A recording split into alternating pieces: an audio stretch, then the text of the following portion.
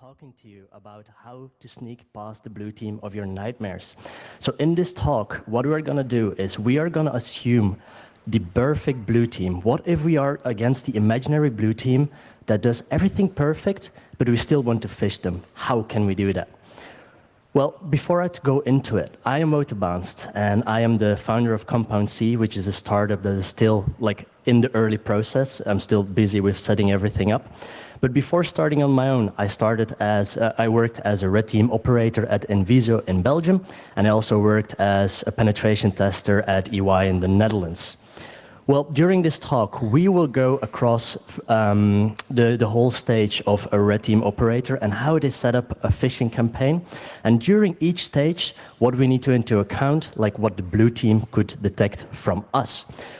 So first of all, we are going to look at how we set up a campaign. So we are going to see, okay, what do we need to take into account when we buy a phishing domain?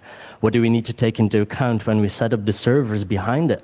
What do we need to then take into account once our phishing campaign is set up and we want to launch it? What are the things that we need to be careful of when we actually press the send button? And also, if we get our fish the whole way through the process, we have the fish on the desktop of our target. If they then press the execute, what do we need to take into account for that specific phase? So during this talk, we will go through all 4 of them and then see for each phase which are the OPSEC requirements that we need to take into account.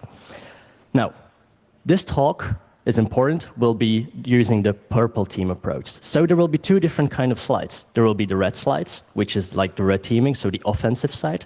And there is the blue slides. And on the blue slides, I will try to analyze how the blue team might detect us. On the red slides, I will see how can we actually anticipate that.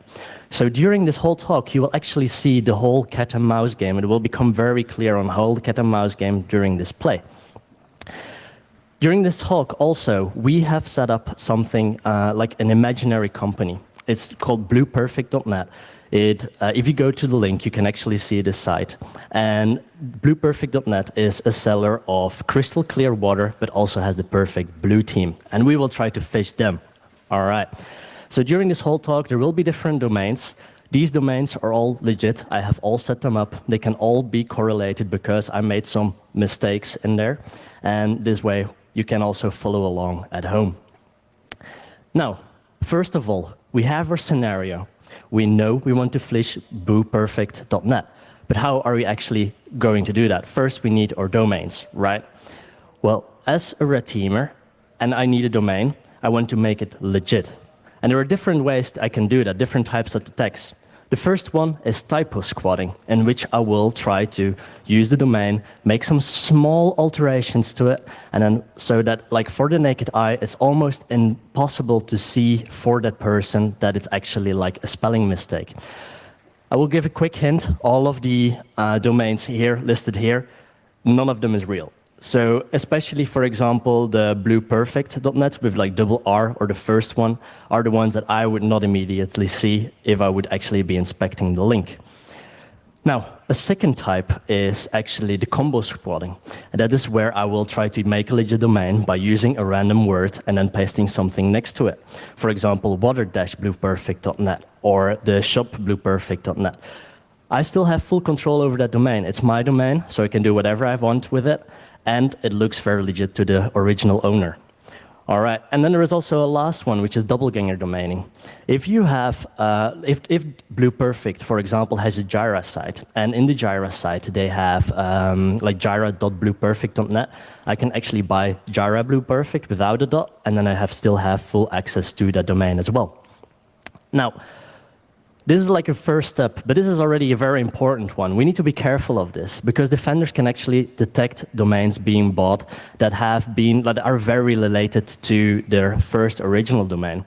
For example, here we have a screenshot of the DNS Twister and that is like an open source tool that will go through all the different alterations of the different domains. So it will see like blueperfect.com, blueperfect.net. It will try to place a dot. It will try to like make all the alterations as it can find, and then it will see, are these already registered or not? And if so, it might be a very interesting part. If those are registered, you might want to block them, because the chances of someone having blueper.fact.net are quite suspicious, right? So the BluePerfect organization would already block us as an attacker on that part. And so this is an open source tool, but there are still many there are still a lot of paid tools who like also automate this process for you, so that you can just keep hands off. Well, as an adversary, we actually want to avoid being detected that way. So a technique that I am very fond of is just take a domain that's like completely different from all the other things that like might be related to it. So I will just buy a domain which is called registrationportal.org, for example. Nobody will be able to trace that domain to BluePerfect. Well, to make it still look legit, what I will try to do is in the subdomains, I will add blueperfect.registrationportal.com, so that if someone that is trained and is looking at the URL, they look at it, okay, it doesn't have any spelling mistakes, so probably it looks okay. Well, nope, it's not, but that's what we want, of course. But here we also need to be very careful, because if you are actually requesting an SSL certificate for your domain, so for example, I have registered the blueperfect.fileportalcloud.com. If I have registered that, I need to be very careful, because if I ask an SSL certificate, all SSL certificates are reflected in the certificate transparency logs. Those are public. Those can be searched by anyone, and there are actually like some services like Census.io that you can see here on the slide that index them all, and I can start looking for them. So for example, if I look for all blueperfect.wildcard, so just all the domains with BluePerfect in the front, I will actually like see popping up one domain that's called fileportalcloud.com. Even though it was nothing related, those certificate transparency logs actually got me busted. So this way, if I would have set it up, the blue team would have detected these two domains already. So the blueperfect.fileportalcloud and the fileportalcloud.com as well. Now, don't worry, there's still a way that we can actually bypass that, and it's like just one thing that's very helpful, and it's wildcard SSL certificates. So instead of making a certificate for each of your subdomains, you can just use a certificate that's star.blueperfect.net. And this way, if I, for example, have the domain salarychecks.com, if somebody tries to look for it, they will only see a star, and they will never see the BluePerfect in those logs reflected. All right. So that is actually how we can buy our domains, get an SSL certificate for those without being detected. Now, we have our domains, but we also need to set up the servers behind it, right? And those can actually require a lot of work. And I'm lazy. I try to be as efficient as possible, but that also comes with its OPSEC mistakes. Because I try to reuse the servers, I try to reuse the IPs, I try to reuse the recategorization templates, I try to reuse domain names if I can, just to save a bit of time. Because if I have to do the whole process over from scratch, it's a very tedious process.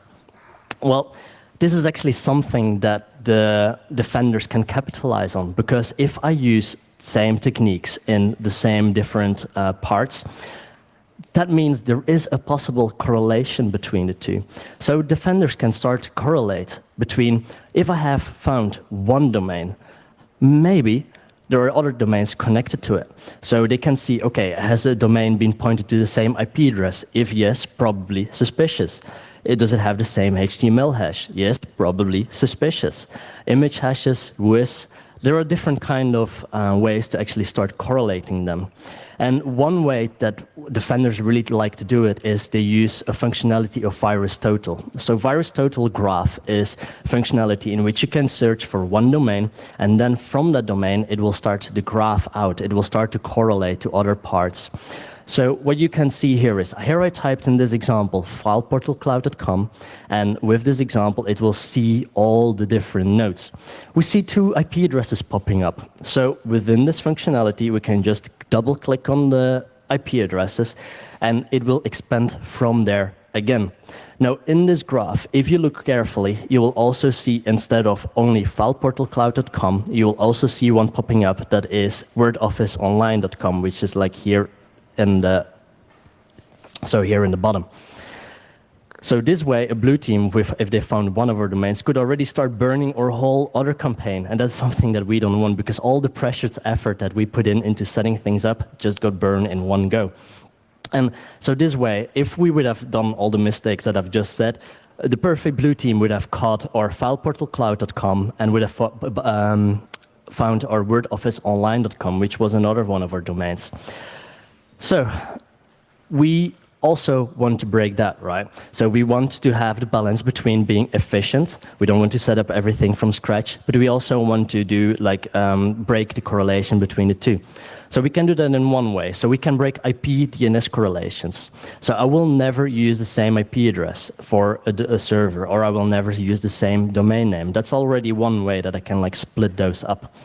Or another approach is I actually just want to point everything at the same thing, while everybody else is pointing at the same thing. Let's say I use a CDN from Cloudflare. There are so many domains pointing at the same domain that it's actually like I become the needle in the haystack, right? Like good luck on the blue team to actually find me out between the millions of other systems connecting to it. But even though we can break the DNS IP relationship, we also need to be careful, because if they found one of our domains, they can actually start with hashes and see, okay, where are there other sites using the same hash in, for example, an image hash, using the same part of an HTML page. And there are different services. Here is one, for example, URL Scan, and they scan the whole internet and they index those. So they have a huge collection of all these image hashes.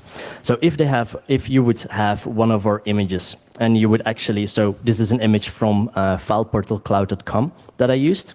If I would make the hash, search for the hash in the urlscan.io, you would actually see a lot of different domains popping up. And very interesting here is the fourth one, so salarychecks.com. This one had not been previously detected, but the blue team of our nightmares could actually start correlating those all together to get to this domain purely on an image hash. So as a red teamer, you already feel if the perfect blue team would be doing a lot, we need to take a lot into considerations as well, right? So this way, they actually have the salarychecks.com. How can we try to anticipate that again? Yeah, we want to beat the perfect blue team by being the perfect red team.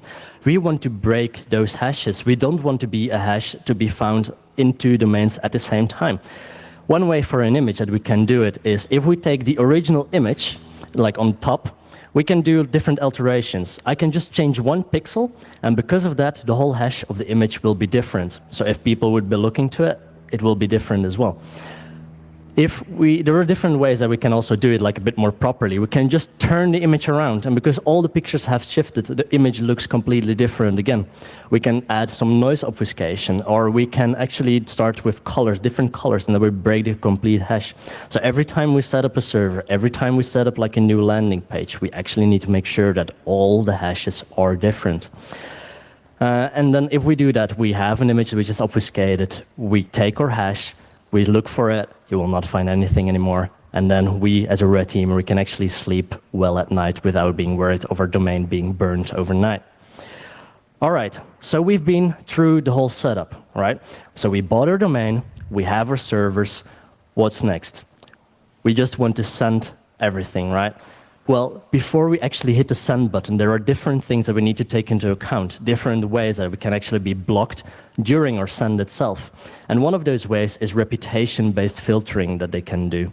So reputation-based filtering can be done on different ways. So a blue team can have some software in place that actually checks all incoming connections, and they will check, is that IP trusted, or is it linked to a phishing domain? Does it have a domain reputation? Is the age correctly? So if I have an age with less than 30 days old, that's a super new domain. It doesn't happen often, so oftentimes I'm already blocked from the beginning that way. I also want to look at my mail server reputation and also the content of my mail itself. And that is actually a lot of the things to take into account. Here I've added 2 screenshots of common software vendors that I come across, which is like Symantec and Talos Intelligence. And what they do is for each incoming domain, they will check in the domain, is this domain connected to category? For example, does it look finance? Is it just a redirector or whatever? And then each company can select, okay, I want to block all categories that are not finance or health or whatever. So again, this is something that can be very tedious to bypass, so we actually need to do a lot for it. And I can try to get reputational IPs based on just trying and getting an IP from a cloud vendor, and then see, is there already like a bad reputation connected to it? If there is, I can just request a new IP, and then I have a clean IP again. But that's actually one with a bit of a low reputation. What I personally really like to do is use an IP from Cloudflare, because again, there are millions of packets coming into Cloudflare from millions of connections. Those IPs have a very high reputation. So by just blending again with the masses, I can become a needle in the haystack and actually get a high reputation IP on the site. So that's very sweet for us. Also for mail servers, if I send my mail, I don't want to be blocked because my mail server is actually just non-reputable because it's not trusted. If I would set up a mail server on my own, I can be sure that it takes a hell lot of a time to actually be landing not in the spam folder, but being accepted. Now, also the content is important. If I have a mail and it's like urgent, COVID, whatever, like you also see Prince of Nigeria, I don't know, like these typical phishing spams, all these keywords, I need to try and avoid those. And there is one last one, and that is the domain reputation and the age. That's the trickiest one in my experience. So for that, I use mainly 4 different strategies. One strategy to have a domain with a high reputation is to actually try and find vulnerable web servers on the internet, compromise those, and this way we can add our backdoors, we can just use that domain, and we have a domain with a high reputation. And the pro for that is it's very hard to correlate for actually for a defender. Like from the outside, you can't really tell that this domain, which functions perfectly, is actually compromised in the backend. Well, the cons, of course, is I can't use it. I've never used it. It's illegal. I'm breaching other people's sites without having their consent, so I stay away from that. And also, it can be tough to do all the scanning, process all that data, and then go and exploit those. There are some services that actually go and they automate the process for you. So if, for example, in Shodan, if you have a business license, you can just check for all the systems vulnerable to Eternal Blue, and then you just need to pick out. But I hope they don't sell these to threat actors and only to the good companies. Okay, so that's a strategy 1. It's not valuable for me. I hope it's not valuable for you guys as well, because we need to stay within the law, right? So a next thing that we can do is actually set up the whole thing on our own. So we buy a domain, we make up a server, we make it look like a finance page, for example, a fake bank, and then we try to categorize those, we try to age those. We just set everything up so it looks legit, and then we let them be categorized by one of these servers. For example, here with Blue Coat, we can actually just put in our domain, say, we would like this to be categorized as this template. Could you please do that for us? And then automatically in the backend, they will start to scan the site and see if it could be correlated to the domain that we are requesting. And it's automatic, so it's fairly easy to get that done. But it just requires a lot of steps to do it, because we also need to still take into account if we use the same template for finance for 3 different domains, it can be correlated again. So we need to be very careful of that. Yeah, so the cons is actually it's very time intensive and it requires a lot of OPSEC to do. But we can actually get it categorized as a category that we want. Maybe a quick tip, I don't know if you know this, but I would always try to get it categorized as finance, health, military, or religion, because these 4 are very important, they're very sensitive data in there, and companies will actually eliminate those for deep packet level inspections. So deep packet level inspection is where all the traffic is going through one system. They see what's inside. If it's okay, they send it through. If it's not, they just block it. well, they check if it's military, health, or whatever, they will actually just like forward it because they say, this is sensitive data, we can't touch this, hands off. Well, actually just the red team packet coming through. So that is what I always like to do. A third one, and it's actually not a very known technique, it's a technique that actually found like by accident almost, and that is to use a suffix domain. All these blue coat vendors, what they do is they go and they check the main domain. So for example, domain.com, and for that they will give a category. But if I have a suffix domain, then I just buy a domain from someone already like vending a subdomain to me. Let's say, for example, we have the top domain, which is .com.nl. Someone bought .com.nl, and they are selling all the different subdomains for it. For example, I can then buy phishing.com.nl from them. These vendors have not taken this into account, so what they are checking is just com.nl, which for me is sweet, right? So I can just use their reputation, their age. Oftentimes it's like I get a reputation of 26 years old, technology and internet, like you can see here on this slide. And it's a very simple way for me to get a categorized domain. Now the cons of that is also because I am using .com.nl, it looks a bit weird, so people might get suspicious of it, but in my experience, I never found this as like a limiting factor. People just click it, even because it doesn't have a spelling mistake, I guess. And the fourth strategy is if you also want to like have a bit of a shortcut, you can use one of these vendors, one of these CDNs, and use the domain of them. So one is, for example, blueperfect.azureedge.net, so in which we'll use the Azure CDNs. We can use Fastly, we can use Amazon CloudFront. We can actually start using SharePoint, so set up a whole SharePoint server on our own, make it public, so that other people can connect to it. And the good thing here is also those domains have a very high reputation, but the con is it's often against the terms and conditions of those companies, so you need to be very careful not to get blocked. Don't do this on your main account. We almost got banned because CloudFront, like Azure, at a certain point, they started to come up like very heavily against these types of techniques, and we almost got like our whole company wiped on Azure just because we were going against the terms and conditions. So that was for us a time that we said like, oh, okay, let's stop. So be very careful when you do that. Preferably set up something on your own. These are also very good for domain fronting for the people who know this technique. I don't have the time to go into it, but if you know it, it's very useful to use these as well. So, like, here I've come to like 3 different parts of the whole setup. But you need to take into account, you don't always need to set up your whole sending domain. You don't always need to set up your whole landing page or actually like the payload server. Those are things that you can actually try to bypass, and just to save up a lot of time, right? So first one is if I want to be avoiding to have the sending mail, I can actually use these public services, like I can use a Gmail account, I can use an Outlook account and send my mail from there. This way I don't have to set up anything, everything goes automatically, and the chances of that mail landing in the mailbox of my targets is very high. I can also use like social media. I can go on Twitter and just contact someone of my targets immediately, send them a link, and then I'm done. The next thing that I also can do is I can avoid trying to set up a landing domain, and that is just really trying to make my pretext not need one. So they don't need to see a web page in order for them to feel like it's legitimate, that don't feel like it's a fish. And I also can avoid the mail sending domain, the payload server. And because I can avoid the payload server, I can use these public services, like for example, anonymous GitHub gists.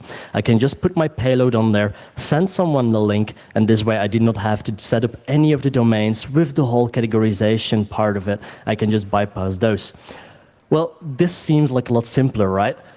But on the other hand, it also limits our possibilities a bit as a red teamer. So it's a very viable approach, especially because these attacks are highly targeted, so the chance of it succeeding is a lot higher. We have also a huge time reduction. Most of the time that we need to set everything up in like 2 weeks, we can just reduce to setting up a fake LinkedIn profile, for example, and then actually sending our fishes from there. Also, we focus more on the pretext instead of the technical part, so we can make sure those pretext that we use, the scenario that we use is like really head-on and will make the user click on the link. And also this is a lot less opportunity for a blue team to detect us from the beginning. Now, why am I not always taking this approach? It's again, because it's highly targeted. Companies don't always like that we are targeting one person and as an individual, because they don't want their employees feel focused of a certain test. So they are often very careful with these kind of tests. So that makes that we need to take a group of 6 or 7. It's also not possible if you want to do this with credential phishing. Then we again need to set up the whole page for credential phishing, and it's also less flexibility. So we have gone through the whole process. So we have our domain, we have our server setup, we have passed all reputation-based filtering, and now our phish, we can assume the user opened it. It is on the workstation of that specific user or target.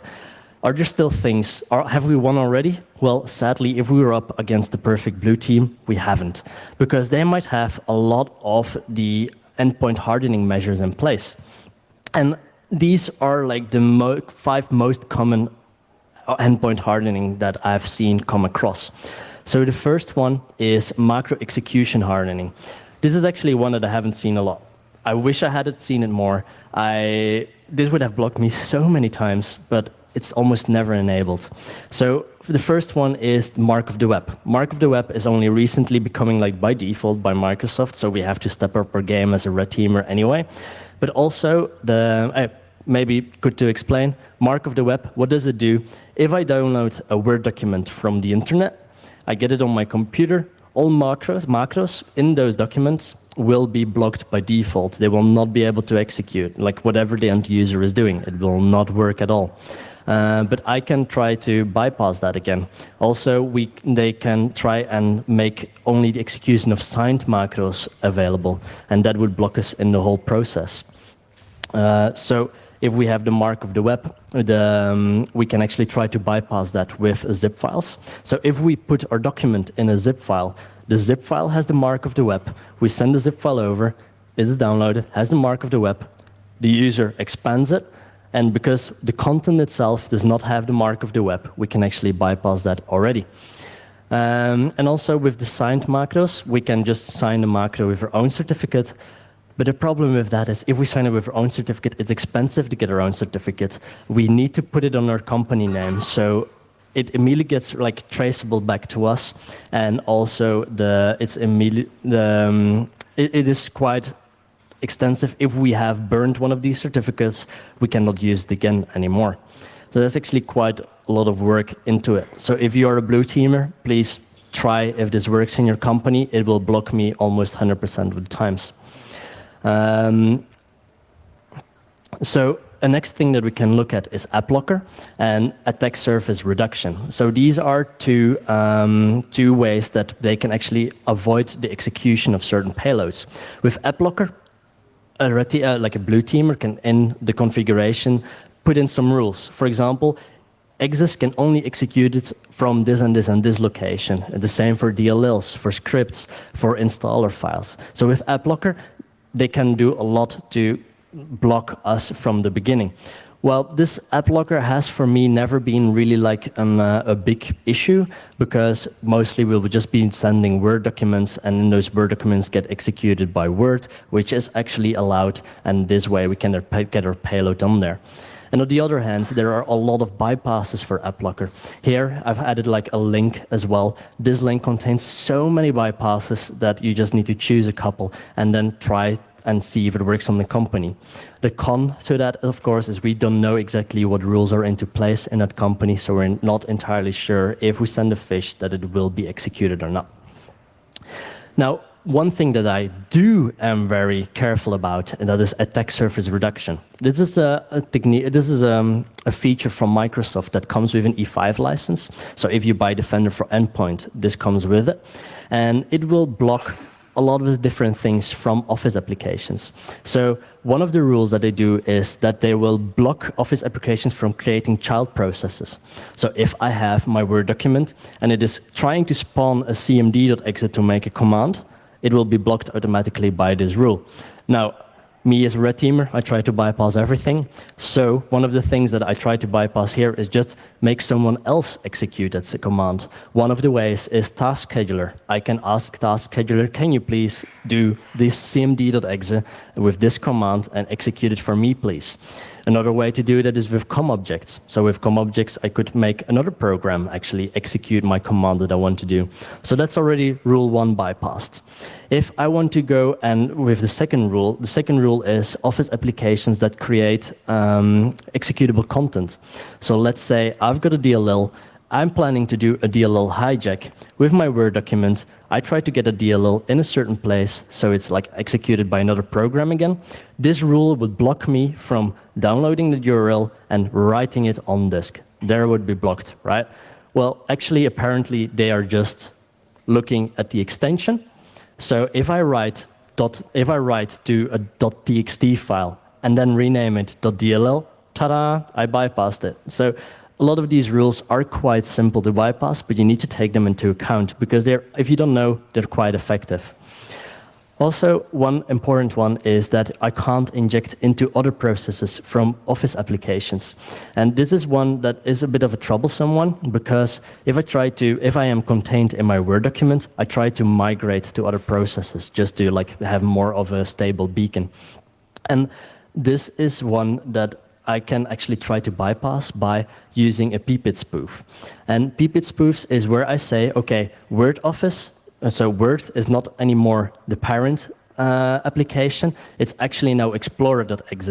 So if I would try to, from Word to inject into another process, it would see, okay, Word is trying to inject, block.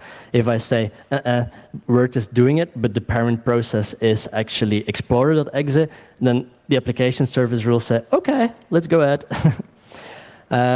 So that's one way to bypass that as well.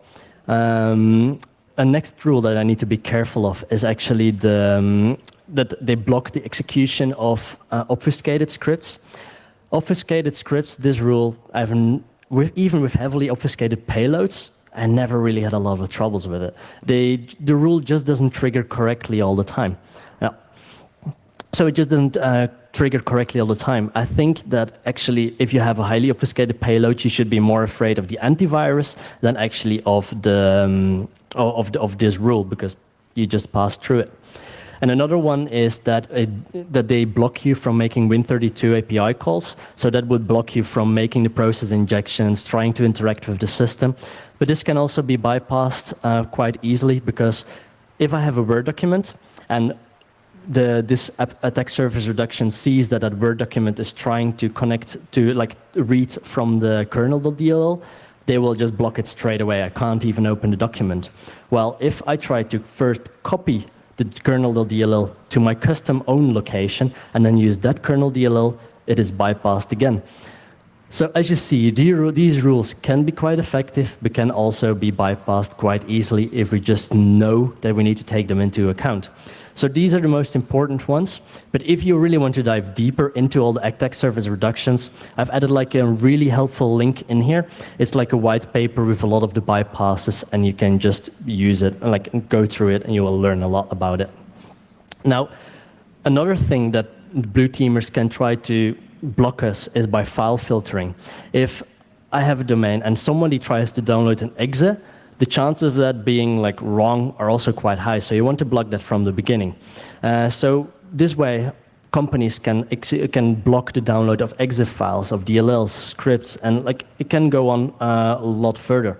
But there it's again, we try to camouflage it, so we just put it in a zip and send it through. If they have software that actually look inside of zips, we use an encrypted zip, so they can't look into it, and then we send the password to the user. So those are all valuable strategies to bypass these. This is more of a question of you need to know what you're up against, and also you need to know how to, you can be very creative to bypass these. And then a last one that is very important for us to take into account is if they have a good EDR in place that might block us already from the beginning. And bypassing EDRs is like a whole day course on its own, but I want just to give you a couple of nice quick tips on how to like bypass one of the common problems that I came across. And one of it is actually you can avoid a lot of detections if you decouple your execution versus the execution of the Word document. So if, for example, a user clicks on a Word document, a DLL is written to disk that is then 3-4 minutes later on read by another process, it's very hard for the EDR to correlate this together. If Word would be spawning a cmd.exe, Word is never spawning cmd. So that is a very obvious correlation, and that would be blocked. Well, if I can separate those, that will help a lot for me. A next one that I've struggled with quite a lot is that the EDRs are blocking Word because it is doing a suspicious call to the internet. And I can understand that they block it, but I've tried a lot of things to like bypass this. But in the end, I found quite a valuable solution that is COM objects. With COM objects, I can make a COM object from Internet Explorer. So Internet Explorer is downloading my payloads, and this way, like it is away from Word. Word is not doing the connections. Word is not doing the connections, but a small instance of Internet Exploring is doing it for us. So this is one that you need to take into account. You might come across it, so that's an easy one. That's an easier one to bypass then. And also like the suspicious subprocesses, that's something that I just said. So take it into account that you need to try and decouple those. Now, this has been a lot of information. A lot of information to take in. Well, actually, as already said, with Compound C, I'm starting my own business, and it will actually be to teaching people how to fish properly. So with Compound C, I will be sharing a lot of the techniques that I am using to do a proper fish. And if you want to learn it, if you want to go more into detail into it, you can already sign up on the academy.compoundc link. Maybe put in your email, and you can keep up to date when the courses are ready, if you would be interested. Now, this was my talk. If you would like to stay connected, feel free to connect with me on here. And then I would like to thank you all.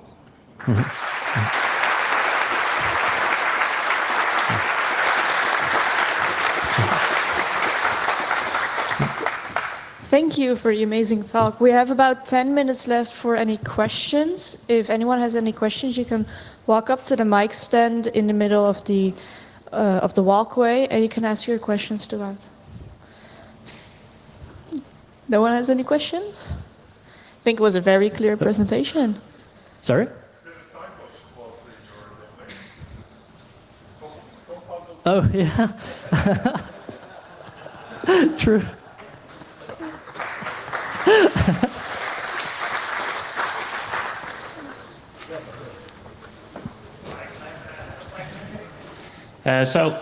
So I actually have a question. So you were talking here about the perfect blue team. Mm-hmm. Obviously, don't always face the perfect blue team. Mm-hmm. Sometimes you're just not as good as you expect them to be.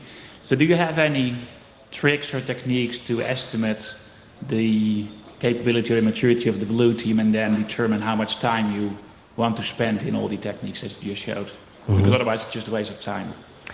I think it's mostly just checking how mature a company would look from the outside and how mature you would expect them to be.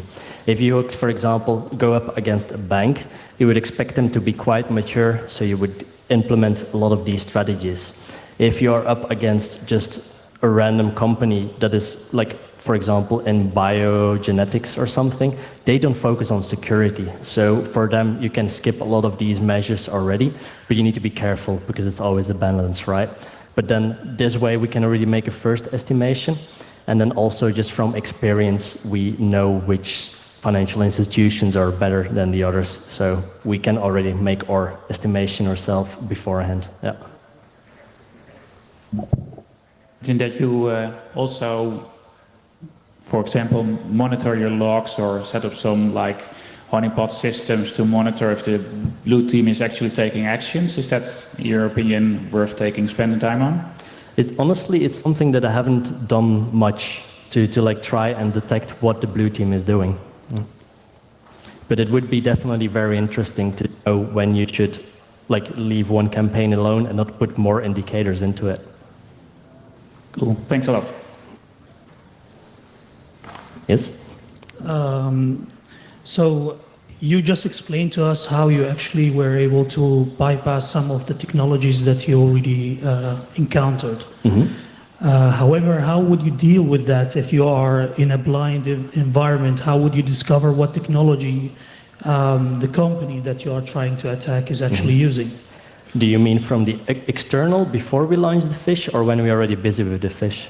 No, after the phishing attack. After the fish? Yeah, so for example, bypassing office protection. So Yep. you might, for example, encounter an issue having your payload executed, but how would you actually know that they are using specific type of technology so you can bypass it in a specific method? So one of the things that I like to do if I'm not sure what I will come up against is with our Word document, we will actually inject in the Word document itself, so we stay in the process, and this way we have minimal of rules from the attack surface reduction that might be triggered and block us. So because we are then in the Word in the Word process itself, we can then see and do a reconnaissance on the system. We can check, okay, what attack surface reduction rules do they have, if they're an app locker, and then with those into place, we can then try to go further into it. Thank you. You okay, in the back? Yeah. Hi. Would you say that putting a link in an interactive PDF while trying to fish for credentials is more efficient than having the link in the email itself? I always put it in the email itself because it's like one step that you can avoid the user to do. So they can just open the link and the phishing page is there. If you do the PDF, they need to open the PDF, click on the link, so it's an extra step for them. But of course, I understand why you would do it in a PDF, because then you don't have the scanners going through it.